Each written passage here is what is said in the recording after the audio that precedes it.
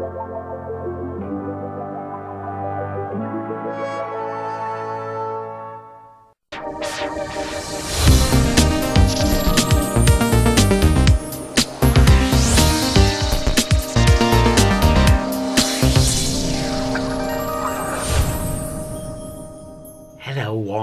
all again, welcome back to Legoland and Sonic Legoland. Apologies for the last video. I have to say apologies because it was a 34-minute video which ended up being 14 minutes because YouTube for some reason didn't upload the rest of it, and no matter what I've tried, that's all it'll upload.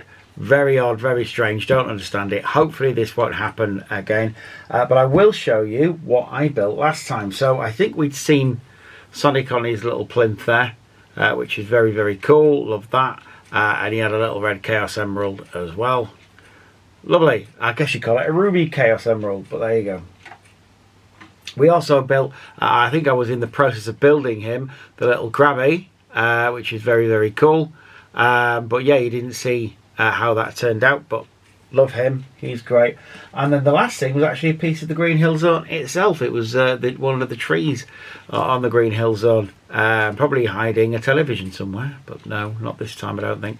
But yeah, so we did actually do a little bit, but yeah, YouTube sadly truncated it and we didn't get to see it, but never mind. We shall crack on though. We shall crack on with bag number 2. I have already put bag number 2 out, so we don't have to mess around with that. So let's crack on. So I think where I left the story last time was I had just got an N64 from Argos. I'd won one in a raffle even, and it was very, very cool and I enjoyed it and it was great. But the other thing I also won was a Mega Drive 2, which again, very, very cool. And not to be sniffed at back then, you know, it was still 50-60 quid. You know, we're still talking quite a bit of money. So, yeah, very cool. And that really should have got me into retro gaming back then, but didn't. Because, I don't know, it just wasn't a thing, really, retro gaming at that point. Well, there you go. And these all want to go together. Like so.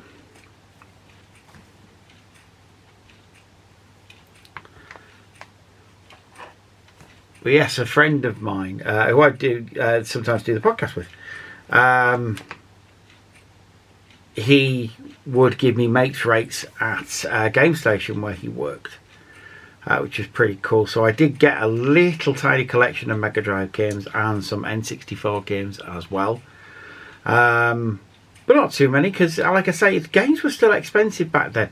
N64 was pretty much current back in 1999. That's what we're looking at there. So it wasn't a case of things were cheap, because they bloody well weren't, frankly. Where are they? So yeah, okay.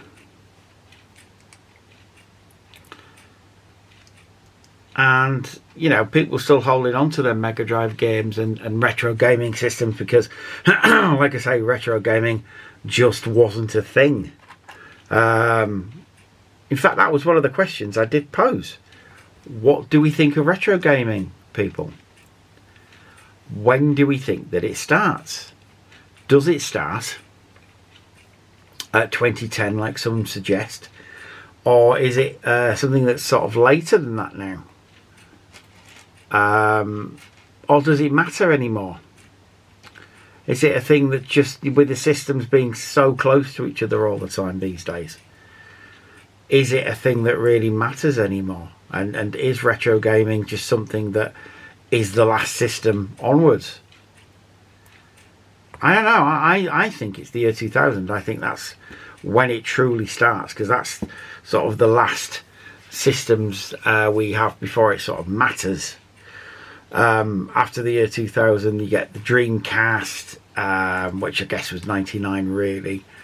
But after that, you get the PS2, you get the Xbox, the original Xbox, which I remember.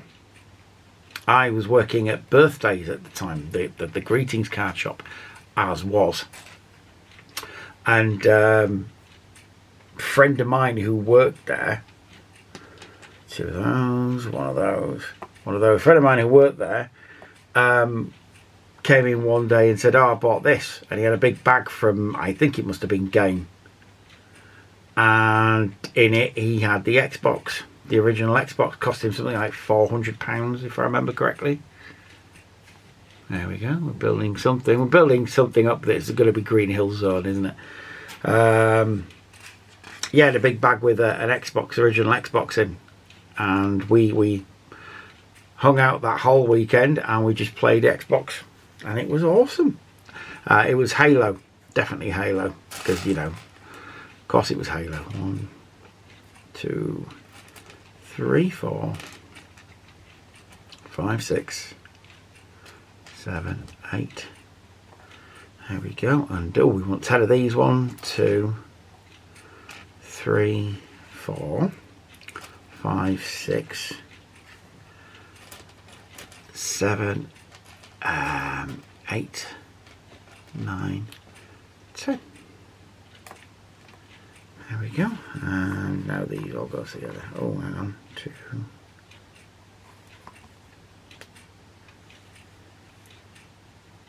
So yeah, we played Halo and crashed the... Is it the Rhino? Is that what it's called? I'm not a big modern gamer. Warthog, that's the one. That big vehicle that you could go around and crash. Rhino. I'm thinking of Mask.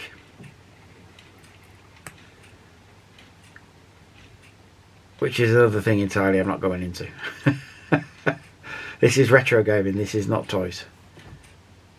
Oh, alright, yeah, that's right. And then we want 2. Oh, we want 4. The other way around.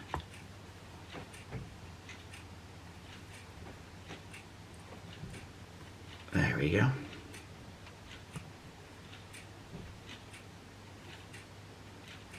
We'll put these down here actually.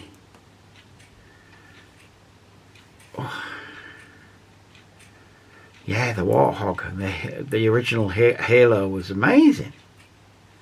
But not really retro. Well, I mean, I guess it is retro gaming, isn't it? That's the point. It's 20 years ago. And yeah, I'm old. Can you imagine? There's more distance between me and that weekend playing retro games, playing Halo than there was at that point between me and the Mega Drive. There was like 10 years between that and then the Mega Drive. Amazing. There we go. So we've got those, and then those go on here, like so.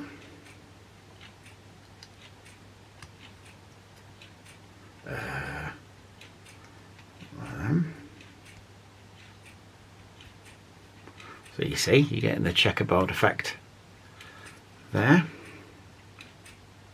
Oh, wrong. And that goes there.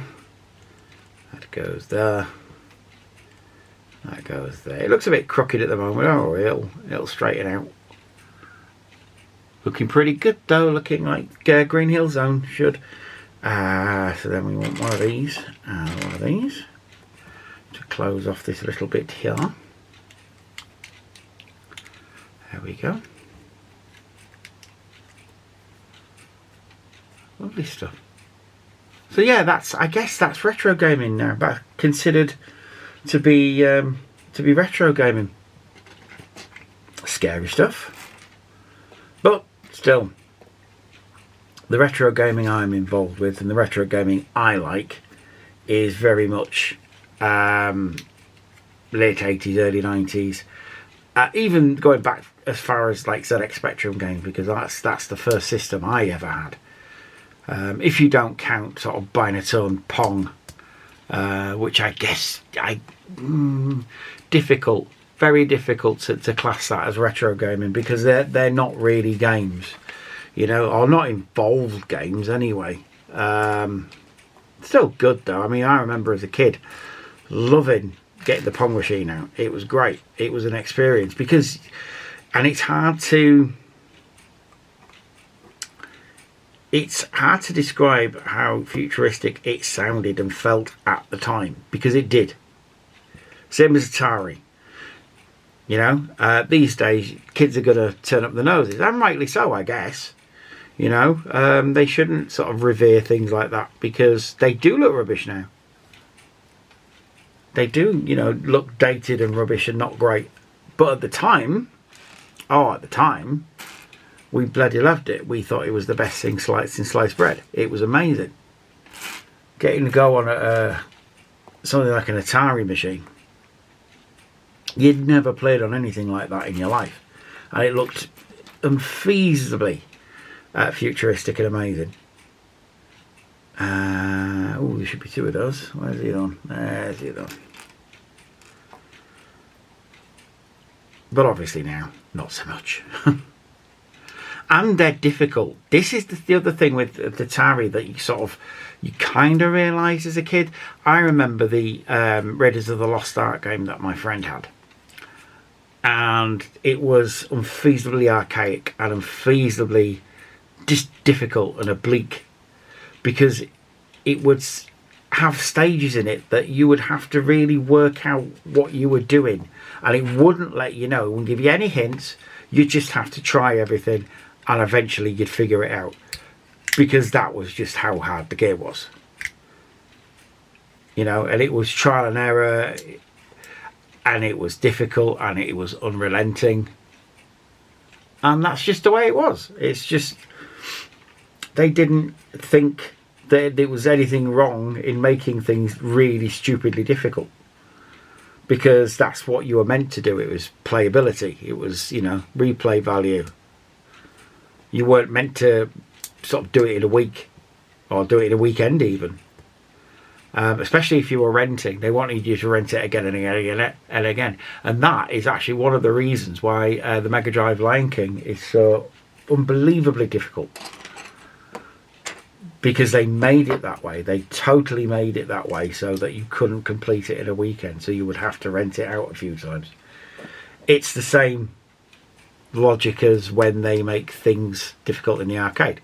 Because they're quarter munchers. They're supposed to be difficult because you're supposed to put your money in.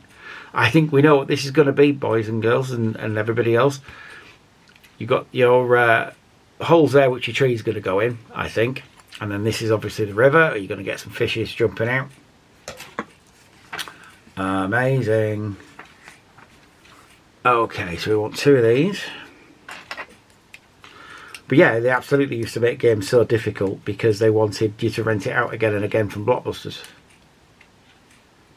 I mean, I guess, right? Because they're running a business. They're running, you know, it's not a... It's an industry, you know. At the end of the day, they want you to spend your money. They want you to pay your way. Especially something like if you've got a Disney license, you need to pay that license off because that won't be cheap. Yeah, this is definitely a river, isn't it? Where are we? So we've got one. Now these are the ones that have bits on top. 4 of them, and then 4 of the ones that are smooth. There you go. And then we want 4 of these longer ones that are smooth on top. And that's all of those. And that is going to make the river, isn't it? Okay, so let's build this river up.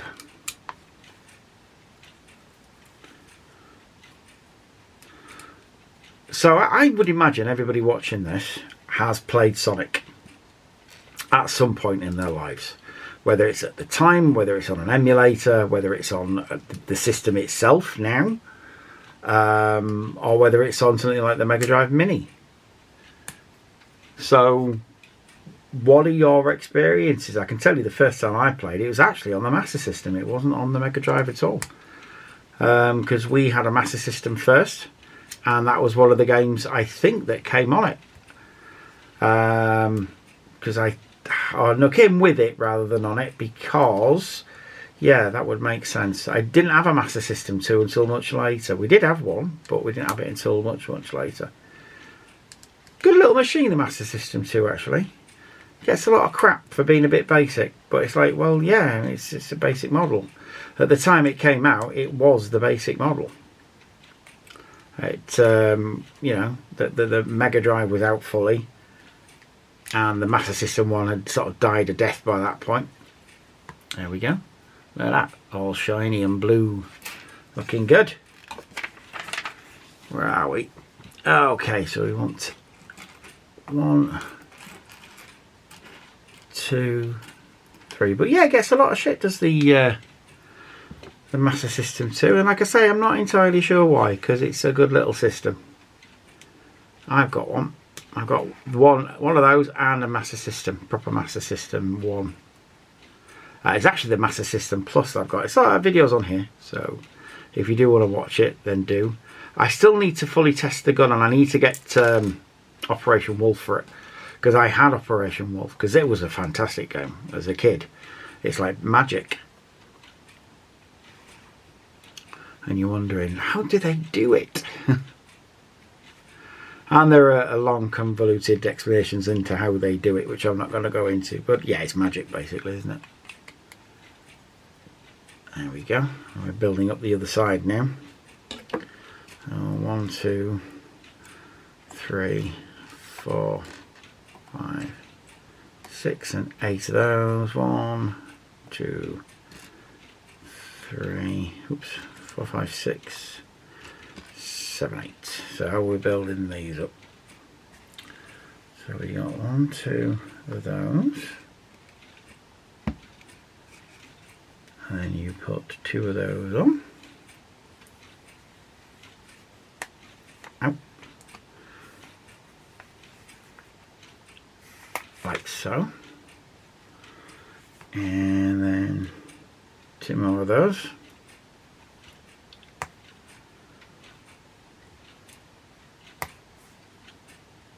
And then 1 darker one on top, so you got 1 of those. Whoops. Basically, there we go. Leave that there, and then we need to do these again. So 2 of those, and then another 2 darker ones on top of that. Taking care, because I've done this before, not to trap your skin. That's really painful when that happens, so you don't want to do it. You only do it once. There we go, 2 of those, and then those go either side of that.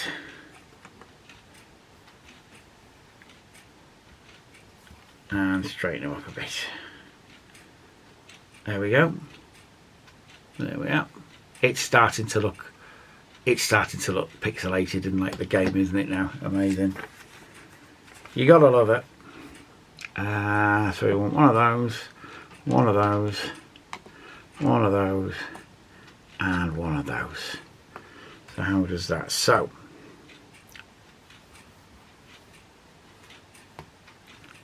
it goes in there.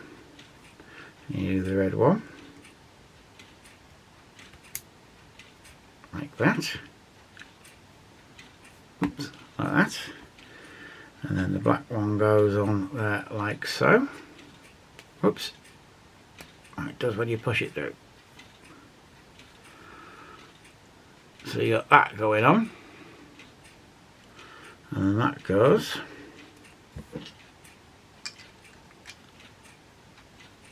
on there like so, which is going to connect up to the next bit when you do the next bit. There we are.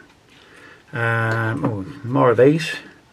1, 2, 3, 4, 5, 6, and then 4 of the lighter coloured ones, and then so you get, it's building these up again, so it's 2 dark ones.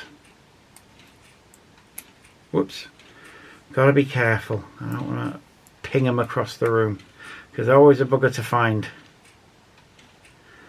There we go, so we'll ping that, and then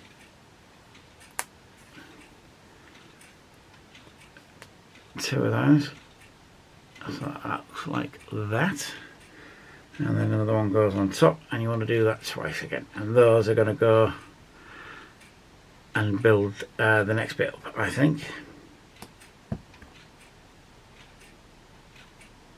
There you go. Like so. Whoops.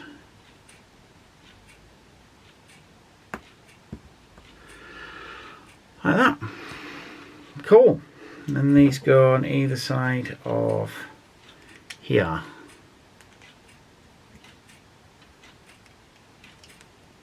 Which makes sense because you're getting the checkerboard pattern in again. Look at that.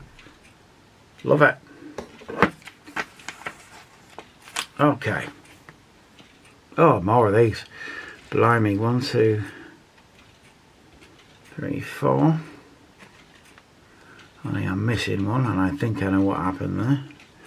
So 2, 4, 6. Now one pinged on the floor here, I think. Oh no, we've got one here. There you go. It didn't.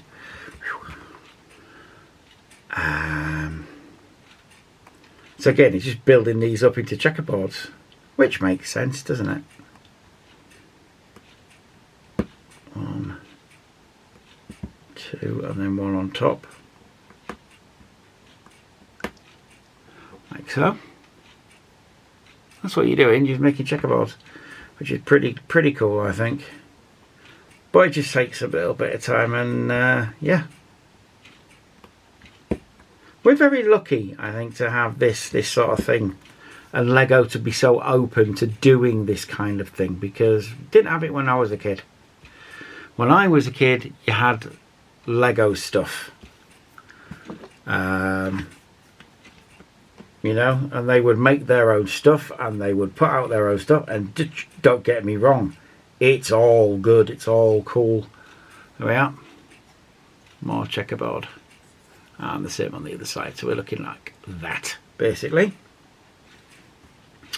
So now we're at the stage of just having these, so 2 of those, 2 of those, and like one atop the dark one, like so, and then they go either side of those. Oh, that's very clever. It's very clever how you're building it up. There you go. Look at that. That's really cool, isn't it? How you're making up the green hill zone and you're sort of not realising you're doing it. So cool. So very cool. Like I say, it's not something we had when I was a kid. You had what Lego made and that was it. And yeah, you made do with that. You tried to make your own, which is, I guess, is what's happened here. You know, they've sort of made their own from existing Lego bits, and then they've added bits on, obviously, at the design stage. So you got another one of those that goes on top of there. If it will, come on now. Being a bit awkward, but that's fine, it will go in. It's not like it won't go in, it just needs coaxing. Come on.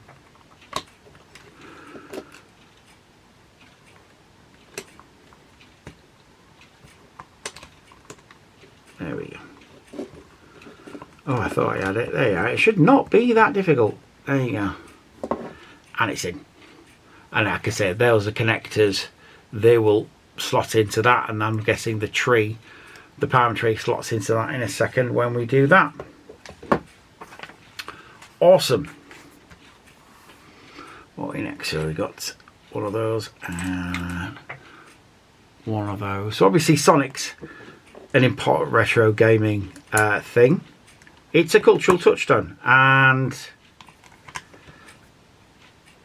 he's been very successful at the movies recently as well, which no one really saw coming, I don't think. I don't think people saw that coming. I think they were all ready for it to suck. Especially the first one. After they'd made that design choice, which wasn't great. And for all those saying that it was a PR stunt, that they meant to do it, that they'd had everything set up. There's a video game journalist, and I forget their name, but they came out early on, sort of this week, and went, Nope. I was around at the time, and I can tell you unequivocally that everything was ready to go. All the merchandise, all the stuff was ready to go from the factories out into shops. They were ready. They'd made their design choice of that weird humanish Sonic, and everything was ready to go.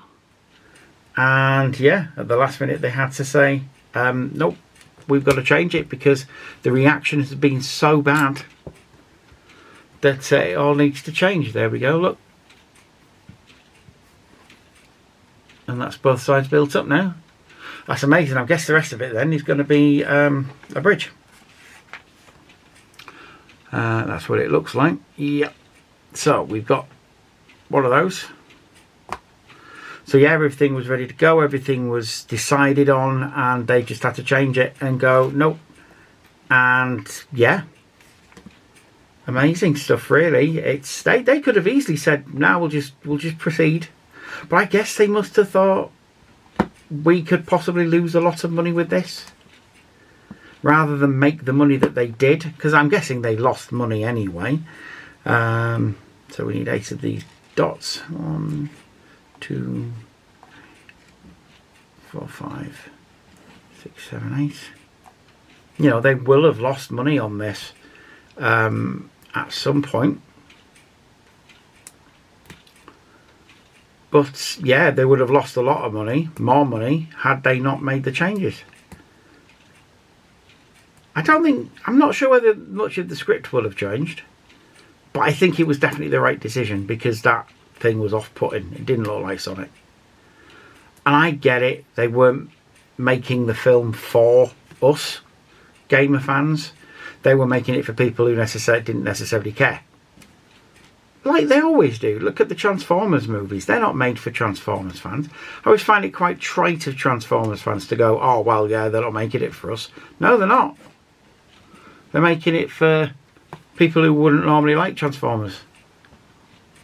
That's why you get your weird NASCAR references, or, you know, your humans taking up too much space in the movie as far as we're concerned. And, you know, Transformers taking a back seat sometimes for the human interaction. That's just the way it is. That's what Paramount and other movie studios think that audiences think. But I don't necessarily think it's true anymore.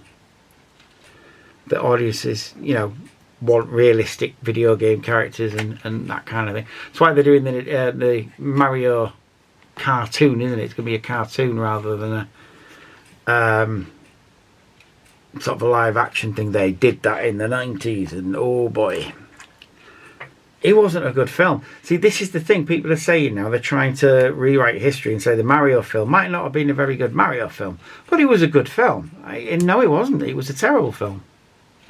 It was just a bad film, and I felt sorry for Bob Hoskins, who was a very, very good actor and could have done the role of Mario some justice. But no. Now then, I think I put that on the wrong way around. I don't think it really matters, but there you go. Who was Luigi? John Leguizamo, wasn't it? Oof, poor, very poor. Not good at all. Dennis Hopper chewing up the scenery, because why not? Why wouldn't he? His later career was mainly made up of chewing the scenery in some slightly disturbing ways, like in Mario film, and then in some majorly disturbing ways in Blue Velvet. The characters not being that dissimilar. So 6 of these now. So one. Why do they go on now? Yeah. I always forget his full name. Do we know his full name? I'm sure we do. In Blue Velvet. Terrifying film.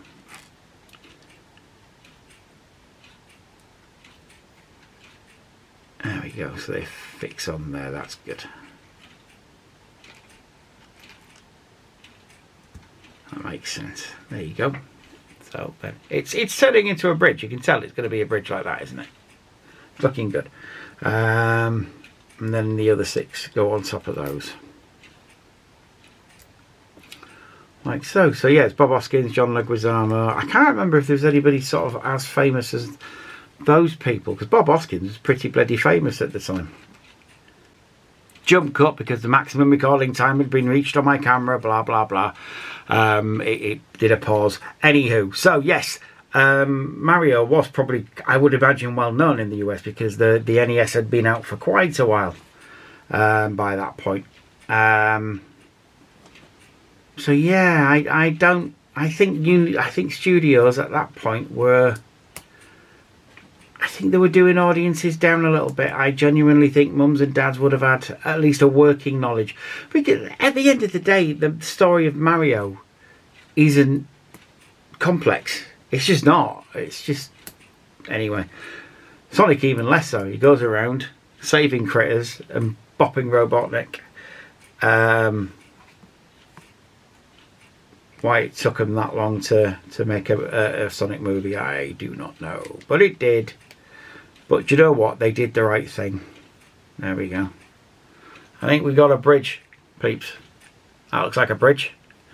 Let's see what we do with that, shall we? Aha! Here we go.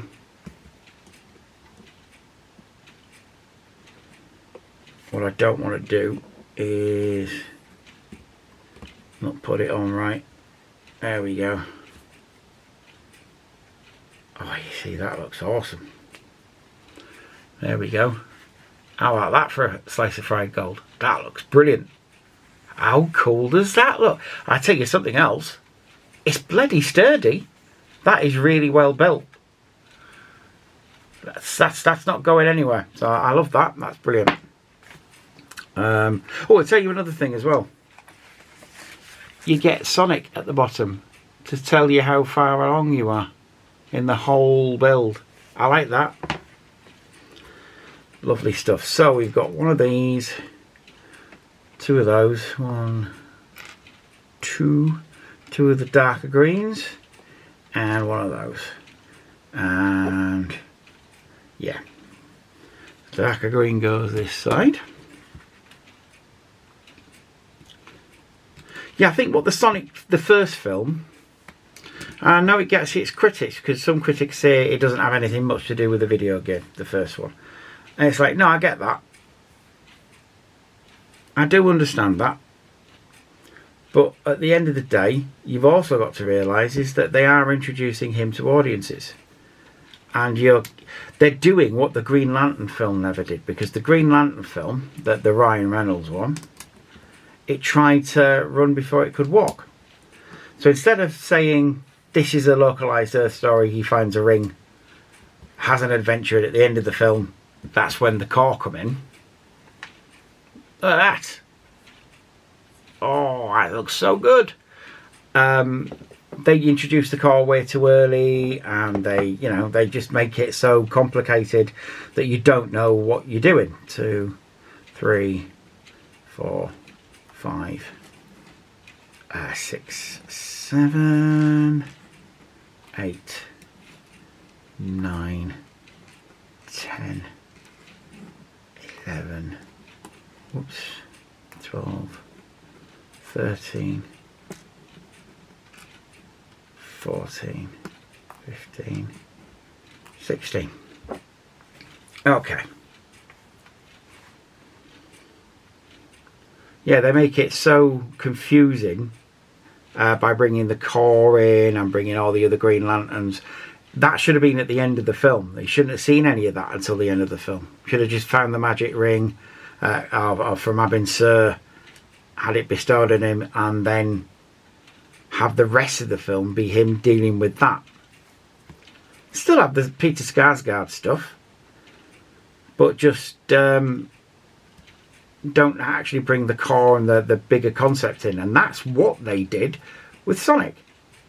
They just had him have an adventure on Earth with Tom and have Robotnik go after them and make it like a road movie. And keep it small, keep the scope small. Not bringing Knuckles, not bringing Tails. Don't need to see those until the second film. And I haven't seen the second film. I kind of know what happens in the second film. It's basically Sonic 3.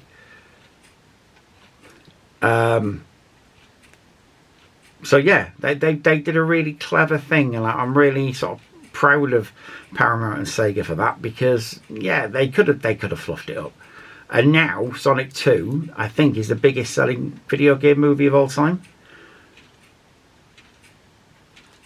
which is great because it means they'll make more, and they may make more video game movies, and they may actually, it may show some companies the way to do it, and not just sort of make it inaccessible to anybody who doesn't know the law, or just also stick to their guns and go, no, this is how it's meant to look, this is how it should look.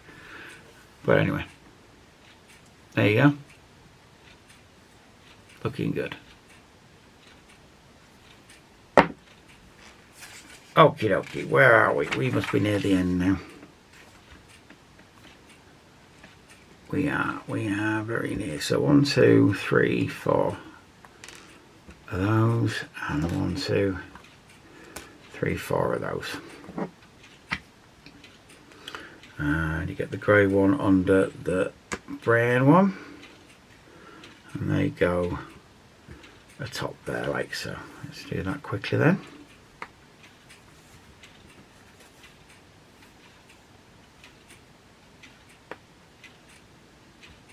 Like so.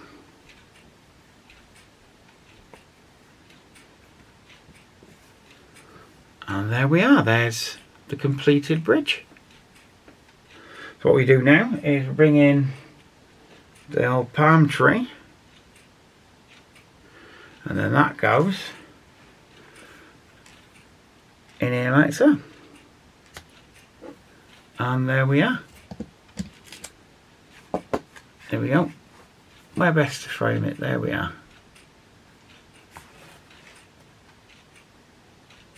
I don't know where best to frame it. There you go. There we are. The first bit of the Green Hill Zone, or the second bit should I say. There you go, that's fully clicked in now. Oh, that was awesome, right? Oh, that was great. Love that. And then also, if we bring in Sonic, obviously he's got one Chaos Emerald. Well, he's going to get another one. He's going to get a pink one. And then there he is with the pink Chaos Emerald there as well. Excellent stuff. Well, that's awesome, right? I think that's awesome. We shall leave it there, I think. So we have now one piece of Green Hill Zone that looks amazing. Look at that. I really love that. And then Sonic standing on the bridge with his old Chaos Emeralds. That's back 2. Hopefully join me again, and hopefully the whole of this video will be up. In the meantime though, do take care of yourselves and each other. Bye bye for now.